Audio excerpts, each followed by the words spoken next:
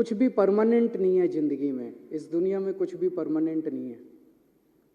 कोई अगर सोचे कि मेरी सरकार बन गई, अब जिंदगी पूरे मेरी सरकार रहेगी, ऐसा नहीं होने वाला। आज मेरी सरकार है, कल हमारी सरकार नहीं होगी।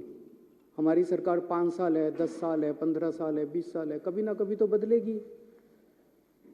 आज उनकी सरकार है, परमानेंटली उनकी सरकार नहीं होगी।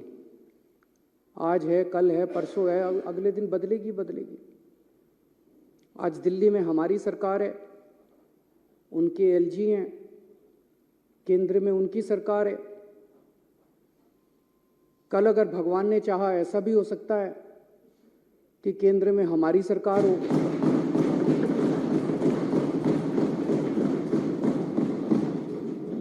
दिल्ली में हमारे एलजी हों,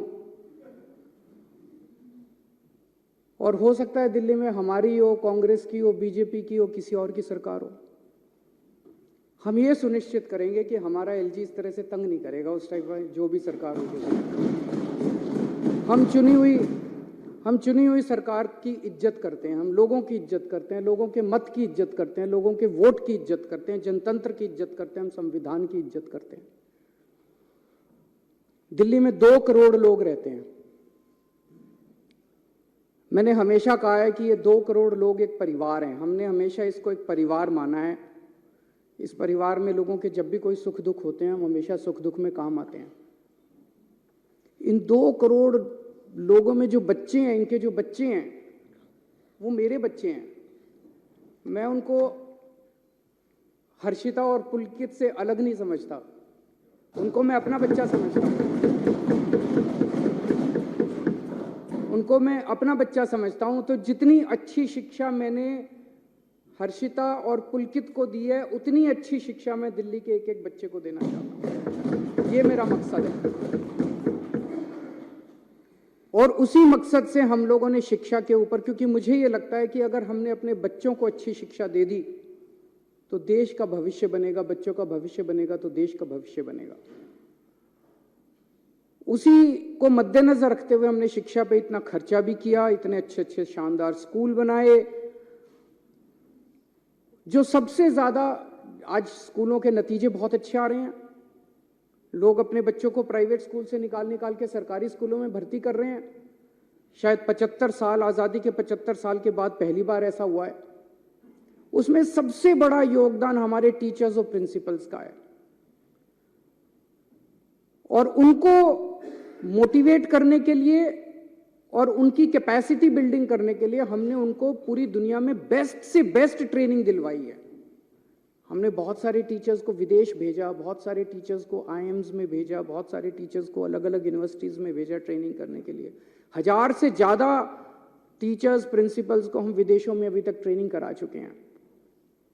अब 30 टीचर्स और प्रिंसिपल्स को फिनलैंड जाना था ट्रेनिंग करने के लिए। वैसे तो हमारी चुनी हुई सरकार है, मैं मुख्यमंत्री हूं, ये शिक्षा मंत्री हैं। मुख्यमंत्री ने, शिक्षा मंत्री ने कह दिया भाई टीचर फिनलैंड जाएंगे ट्रेनिंग के लिए, तो बस ये फाइनल होना चाहिए। यही तो जनतंत्र है। और जनतंत्र क्या है? अगर मुख्यमंत्री ने और शिक्षा मंत्री ने कह दिया भाई मैं अपने टीचर्स को फिनलैंड ट्रेनिंग कराने जाऊंगा, भेजना चाहता हूं, बस यहां खत्म हो जानी चाहिए थी बात। लेकिन यहां अजीब जनतंत्र है। सारी फाइलें एलजी साहब के पास जाती हैं, सारी फाइलें एलजी साहब के पास जाती हैं। एलजी साहब ने एक बार नहीं, 2 बार ऑब्जेक्शन लगा के फाइल के ऊपर भेजा। अभी मैं पढ़ के सुनाऊंगा थोड़ी देर में। 2 बार ऑब्जेक्शन लगा के भेजा। तो जब बार बार ऑब्जेक्शन लगाया जाता है, एलजी साहब कह रहे हैं ना कि मैंने तो मना थोड़ी किया। जब 2 बार ऑब्जेक्शन लगाया, अब तीसरी बार भेजेंगे तो फिर ऑब्जेक्शन लगाएंगे, तो इसका मतलब आपकी नीयत खराब है। एक बाबू क्या करता है? आप अपना लाइसेंस बनाने जाते हो, लाइसेंस बनाने वाला मना थोड़ी करता है, वो ऑब्जेक्शन पे ऑब्जेक्शन, ऑब्जेक्शन पे ऑब्जेक्शन, फिर आप दलाल को पकड़ते हो। वो दलाल कहता है इतने पैसे दे दो, बाबू को अंदर पैसे दे दूंगा और वो अब फाइल क्लियर कर देगा। तो ये बार बार जो ऑब्जेक्शन लगाए जा रहे हैं, इसीलिए तो लगाए जा रहे हैं, नीयत खराब है। फिनलैंड टीचर्स को भेजने नहीं देना चाहते। आज मैं ये लेके आया हूं महोदय, बीजेपी वालों के कितने एमपीज ऐसे हैं, ये पूरी लिस्ट है, जो खुद विदेशों में पढ़ के आए हैं। इनकी कभी इनके माँ बाप ने कॉस्ट बेनिफिट एनालिसिस करी? कितने एमपी ऐसे हैं जो खुद विदेशों में पढ़ के आए हैं? इनके कितने एमएलए ऐसे हैं जो खुद विदेशों में पढ़ के आए हैं? कभी इनके माँ बाप ने कॉस्ट बेनिफिट एनालिसिस करी? ये बच्चे हैं कैबिनेट मिनिस्टर्स के, बीजेपी वालों के बच्चे, जिन के बच्चे अभी विदेशों में पढ़ रहे हैं। मेरे को इससे कोई एतराज नहीं है, मैं किसी की शिक्षा के खिलाफ नहीं हूं। बीजेपी वाले, कांग्रेस वाले, आम आदमी पार्टी वाले, जिसको भगवान ने अच्छा दिया जिंदगी में वो अपने बच्चों को भेजे, जरूर भेजे। अच्छी से अच्छी शिक्षा सबके बच्चों को मिलनी चाहिए। मैं इसके विरोध में नहीं हूं कि इन्होंने क्यों भेजा, मैं इसके विरोध में हूं कि अगर तुम अपने बच्चों को अच्छी शिक्षा देना चाहते हो तो गरीबों के बच्चों की अच्छी शिक्षा के खिलाफ क्यों हो तुम लोग? अगर हम अपने बच्चों को, गरीबों के बच्चों को अच्छी शिक्षा देना चाहते हैं, अपने बच्चों को अच्छी शिक्षा देना चाहते हैं, तो तुम रोकने वाले कौन होते हो? ये एक फ्यूडल माइंडसेट है, ये कई सौ साल पुराने जो हमारे देश में फ्यूडल माइंडसेट है ना, कि गरीबों को अच्छी शिक्षा, इस जात के लोगों को, उस जात के लोगों को अच्छी शिक्षा नहीं मिलनी चाहिए, गरीबों को अच्छी शिक्षा नहीं शिक्षा जो है इन ठेकेदारों की बपौती रहनी चाहिए। इसको तोड़ना है हम लोगों को। और ये एलजी साहब उसी माइंडसेट से आते हैं कि एलजी साहब के बच्चों को तो मिलनी चाहिए अच्छी शिक्षा, गरीबों के बच्चों को अच्छी शिक्षा नहीं मिलनी चाहिए। इस माइंडसेट को तोड़ना है अपने को, पूरे देश को तोड़ना है। आजादी मिल गई, लेकिन ये माइंडसेट अभी भी है कि गरीबों के, इस जात के, उस जात के बच्चों को अच्छी शिक्षा नहीं लेने देंगे। ये विदेश कैसे जा सकते हैं? पढ़ो, एलजी साहब ने लिखा है इंडिया में करा लो ट्रेनिंग। ये एलजी साहब की नोटिंग है, इंडिया में करा लो ट्रेनिंग। अरे क्यों करा ले इंडिया में ट्रेनिंग? हम कम हैं किसी से? गरीबों के बच्चे कम हैं किसी से? गरीबों के बच्चे हैं तो इंटेलिजेंट नहीं है क्या? क्यों करा ले? हम तो अपने बच्चों को फिनलैंड भेजेंगे। पूरी दुनिया में सबसे अच्छी शिक्षा फिनलैंड के अंदर मिलती है, सबसे अच्छी, ये सबको पता है। फिनलैंड पूरी दुनिया में शिक्षा में नंबर 1 है, और उसमें भी जो नंबर 1 यूनिवर्सिटी है उसमें भेज रहे हैं हम। पूरी दुनिया में जो नंबर 1 है हम तो भेजेंगे सर। दिल्ली के लोगों का पैसा है, टैक्स का पैसा है दिल्ली के लोगों का, टैक्स के पैसे से, दिल्ली के टैक्स के पैसे से भेज रहे हैं। लोगों का पैसा, लोगों के बच्चे, अपने पैसे से लोग अपने बच्चों को ट्रेनिंग के लिए भेजते हैं। ये वो क्या कहते हैं, पराए घर में अब्दुल्ला दीवाना। ये एलजी कौन हो गया है? बेगानी शादी में अब्दुल्ला दीवाना। ये एलजी कहां से आ गया? कौन है एलजी? कहां से आ गया एलजी? किस बात का एलजी? कौन एलजी? कौन लेफ्टिनेंट गवर्नर? हमारे सर पे बैठ गया आके लेफ्टिनेंट गवर्नर। अब वो तय करेंगे कि हम अपने बच्चों को कहां पढ़ाएंगे। ऐसी सामंतवादी सोच के लोगों ने आज हमारे देश को पीछे छोड़ा हुआ। मैं कई बार सोचता था 70 साल हो गए हमारे देश को, 75 साल हो गए हमारे देश को, इतना पिछड़ा कैसे रह गया, इतना अनपढ़ कैसे रह गया, इतना गरीब कैसे? इन लोगों ने जानबूझ के, इन लोगों ने देश को गरीब रखा है। इन लोगों ने हमारे बच्चों को पढ़ने नहीं दिया। ये तो सामने आ गया, नंगे हो गए ये लोग। इन लोगों ने हमारे बच्चों को, बड़ी मजे की बात है, एलजी साहब के पास पावर नहीं है ये करने की। एलजी साहब के पास पावर नहीं है ये करने की। मैं भी आपको दिखाता हूं। सुप्रीम कोर्ट ने साफ साफ कहा है कि भाई 3 चीजें हैं। एक है पुलिस, पब्लिक ऑर्डर और लैंड। इन तीनों चीजों को छोड़ के एलजी साहब के पास कोई भी निर्णय लेने का अधिकार नहीं है। ये सुप्रीम कोर्ट का ऑर्डर है। 2018 4 जुलाई 2018 को ये ऑर्डर पास किया था सुप्रीम कोर्ट ने। सुप्रीम कोर्ट तो देश की सर्वोच्च अदालत है, वो तो सबको माननी पड़ती है ना। इसमें से मैं पढ़ के सुनाता हूं। इसमें लिखा हुआ है पैरा 284। अब तो सबको रट गया होगा पैरा भी, कल 3 दिन से मैं बोल रहा हूं। 284.17 पैरा। इसमें लिखा है the lieutenant governor has not been entrusted with any independent decision making power. इसकी हिंदी क्या हुई?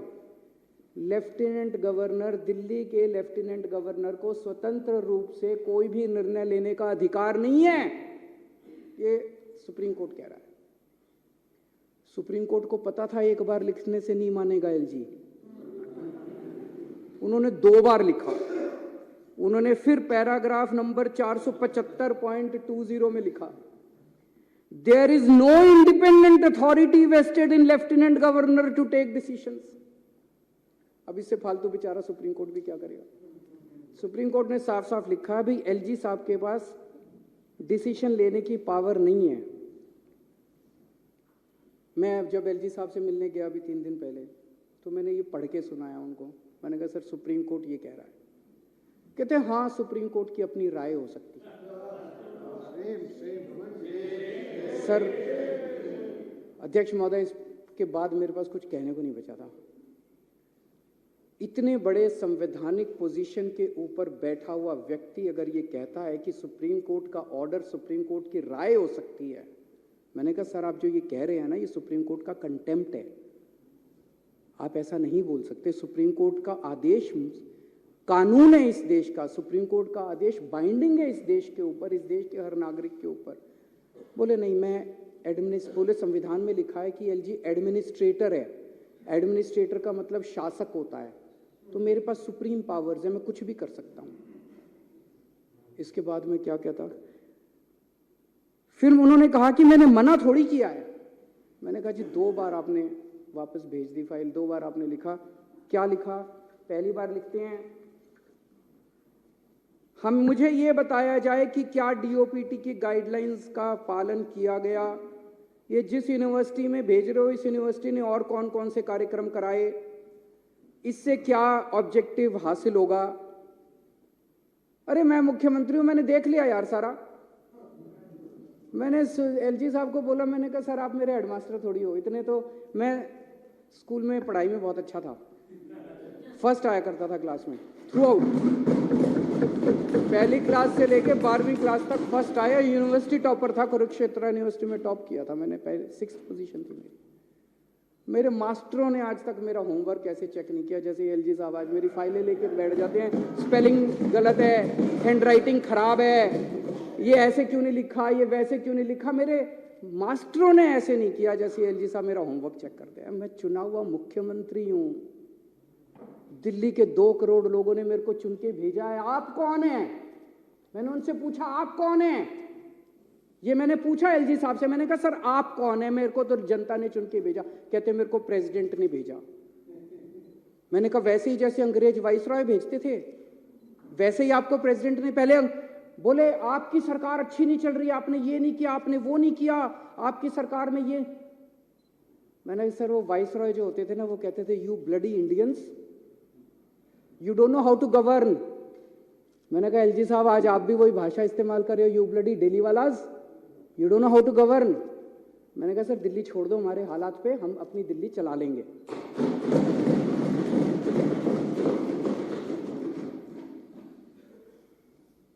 कहते हैं कॉस्ट बेनिफिट एनालिसिस कराओ। मैंने एलजी साहब से पूछा सर मेरे को वो धारा बता दो संविधान की। मैं सारे सर ये जो आज मैं लेके आया हूं ना, ये सब लेके गया था मैं एलजी साहब के पास, ये सारी चीजें लेके गया था। मैंने कहा सर ये आपके सामने रखी है, अब मेरे को इसमें दिखा दो आपको कॉस्ट बेनिफिट एनालिसिस ऑर्डर करने की पावर किस कानून के तहत है। कौन सा कानून, सुप्रीम कोर्ट का आदेश आपको ये पावर देता है कि आप दिल्ली सरकार के किसी काम की कॉस्ट बेनिफिट। मैं कराऊंगा, मेरे को जनता ने कहा है मैं कॉस्ट बेनिफिट एनालिसिस कराऊंगा। ये सदन है, ये सदन कराएगा, इसकी कमेटियां कराएगी, ये कमेटियां कराती है। ये सौरभ मेरे को बताता है, राजेश बताता है, सोमनाथ, ये सारे बताते हैं। ये कॉस्ट बेनिफिट एनालिसिस ये लोग कराएंगे। आप कौन होते हो कॉस्ट बेनिफिट एनालिसिस कराने वाले? दिल्ली के अंदर चुनाव हार गए और उसके बाद अब कॉस्ट बेनिफिट एनालिसिस, आपके पास तो पावर नहीं है। मैंने उनसे पूछा, उनके पास कोई जवाब नहीं था। फिर मैंने उनसे पूछा, मैंने कहा सर ये 10 एल्डरमैन कैसे बना दिया आपने?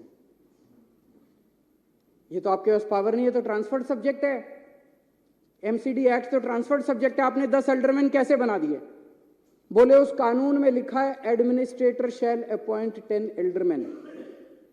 तो मैंने उनको ये एक और दूसरा ऑर्डर दिखाया सुप्रीम कोर्ट का, ये 2019 में आया था सुप्रीम कोर्ट में।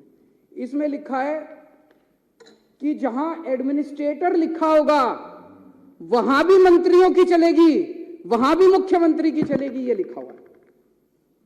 ये सुप्रीम कोर्ट का आदेश मैंने उनको दिखाया। मैंने कहा सर ये लिखा हुआ है कि एडमिनिस्ट्रेटर लिखा है तब भी हमारी चलेगी, आपकी नहीं चलेगी। तो वो तो सुप्रीम कोर्ट को मानते ही नहीं, वो तो कहते हैं सुप्रीम कोर्ट की तो राय है। उसके बाद एक हाई कोर्ट का ऑर्डर है वो भी मैं लेके गया था। और कुछ हो ना हो, एलजी साहब ने मेरे को वकील तो अच्छा बना दिया। ये 1998 का जजमेंट है ओपी पावा, इसमें साफ साफ लिखा है, मोटर व्हीकल्स एक्ट में डेफिनेशन है lieutenant governor, government of Delhi means lieutenant governor. इसमें लिखा है सारी पावर दिल्ली सरकार की होगी, सारी पावर मुख्यमंत्री की होगी। तो अगर एडमिनिस्ट्रेटर भी लिखा है, लेफ्टिनेंट गवर्नर भी लिखा है, तब भी सारी पावर दिल्ली सरकार की है, एलजी साहब की पावर नहीं है। ये सारा मैंने उनको बताया, पर वो तो माने ही नहीं। वो तो बोले कि मैं एडमिनिस्ट्रेटर हूं। फिर मैंने कहा सर आप आजकल रोज चीफ सेक्रेटरी को ऑर्डर दे देते हो, मतलब रोज सवेरे उठते हैं, अपना लेटर हेड मंगाते हैं, लेटर हेड में लिखते हैं चीफ सेक्रेटरी इसको यहाँ का चेयरमैन बना दो, और चीफ सेक्रेटरी को भेज देते, चीफ सेक्रेटरी लागू करा देता है। हम मुंह बाके देखते हैं, हम तो क्या हो गया, ये टीवी में चल रहा है, अखबार में आ गया, इसको लिख देते हैं, ये इसको एल्डरमैन बना दो, इसको यहाँ का ये बना दो, इसको। ये चल क्या रहा है? मैंने एलजी साहब से पूछा, मैंने कि चीफ सेक्रेटरी को सीधे ऑर्डर कैसे देते हो?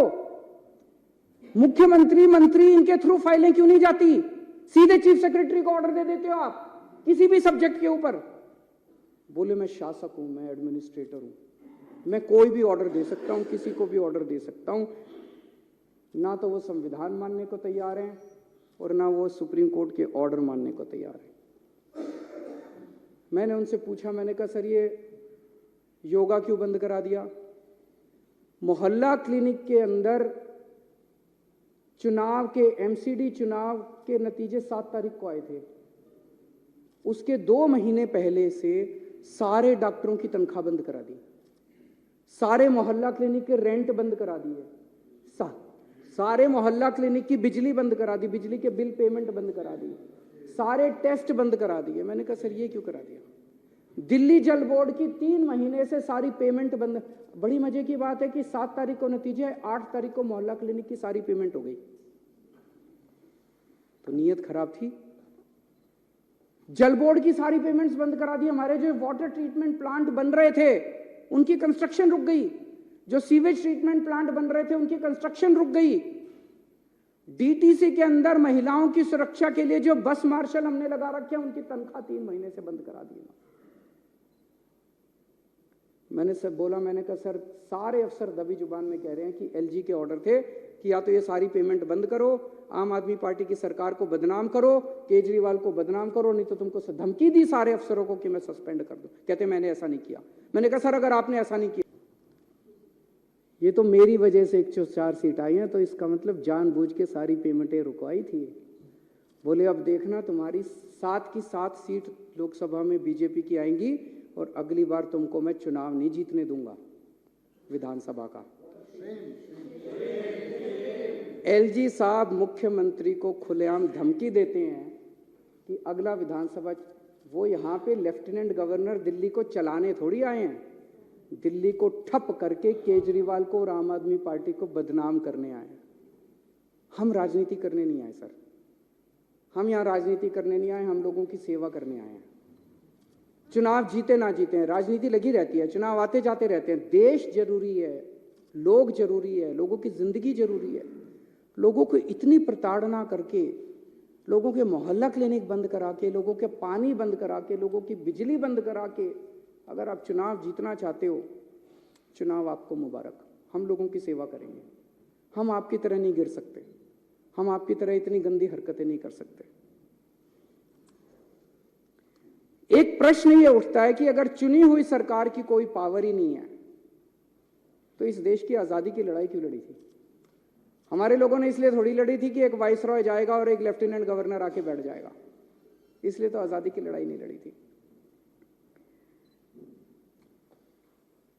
तो अध्यक्ष महोदय, अपने देश की आजादी को बरकरार, हम तो सारे आंदोलन से निकले हुए लोग हैं, आज़ादी को बरकरार रखने के लिए, जनतंत्र को मजबूत करने के लिए, संविधान को मजबूत करने के लिए हमें जो भी कुर्बानी देनी पड़ेगी हम सारे मिलके वो कुर्बानी देंगे।